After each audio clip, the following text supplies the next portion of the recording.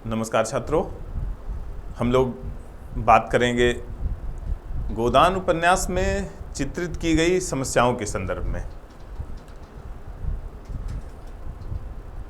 गोदान उपन्यास में तत्कालीन समाज की जो उस समय समस्याएं थीं उनका बड़ा कह सकते हैं नग्न चित्रण किया गया है।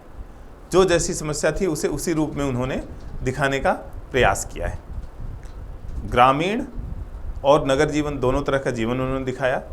हालांकि नगर जीवन का चित्रण उन्होंने कम किया है, लेकिन ग्रामीण जीवन का एक एक चप्पा चप्पा जिसे कहते हैं, एक एक कण, एक एक खंड पूरी तरह से उन्होंने दिखाया है कि कैसे जीवन शैली होती है, कैसे क्या होता है और क्या समस्याएं उस जीवन शैली के साथ एक किसान, एक गरीब भुगतता है।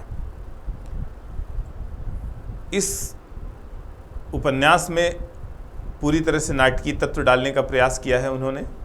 एक उच्च कोटि के साहित्यकार के द्वारा जिस भी प्रकार का लेखन होता है उसका अगर आपको एक उदाहरण देखना है तो गोदान उपन्यास हम लोग देख सकते हैं।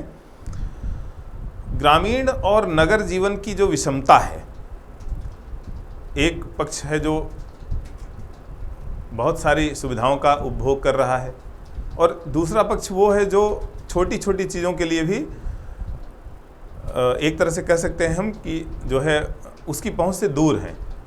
गाय को ही ले लीजिए, गाय पालना, गाय रखना, गाय का दूध खाना एक किसान की आकांक्षा हो सकती है। यह हम इस उपन्यास को पढ़ करके देखते हैं। उस समय की एक और बड़ी समस्या जो तलाक की है वो भी इसमें चित्रित है।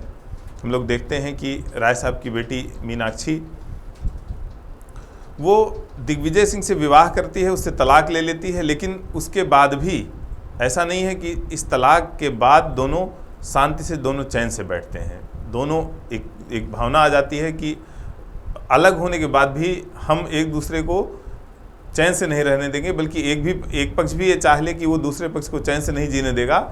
तो तमाम सारे मुकदमों में, तमाम सारे संपत्तियों के लेन देन में जो पैदा होती हैं स्थितियां, विषमताएं, जो समस्याएं पैदा होती हैं वो हम लोग इसमें देखते हैं। उस समय की एक बहुत बड़ी समस्या, हालांकि जो आज भी समाज में व्याप्त है, वेश्यावृत्ति की, वो भी हम लोग इस समाज में देखते हैं। उसका चित्रण भी किया है मुंशी प्रेमचंद ने। मजदूर का संघर्ष, मजदूर कैसे संघर्ष करता है।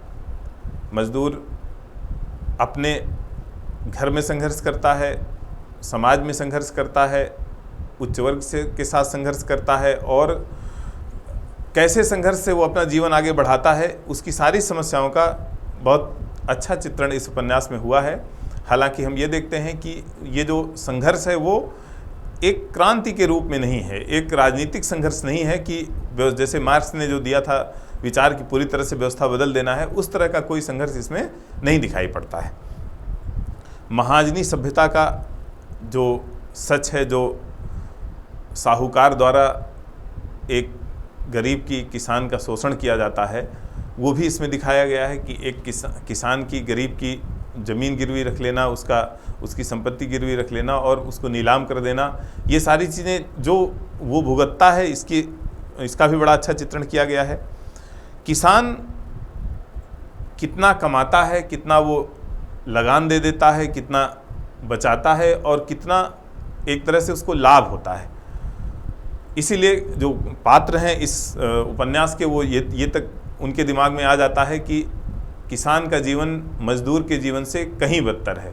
मजदूर कम से कम जो कमाता है उसमें सुख चैन से वो खा सकता है, सो सकता है, लेकिन किसान पूरे एक वर्ष मेहनत करने के बाद क्या बचा पाता है, क्या कमा पाता है और उसके बाद भी वो कर्ज में डूबा रहता है। ये भी इस उपन्यास में बहुत अच्छे तरीके से दिखाया गया है। धन्यवाद।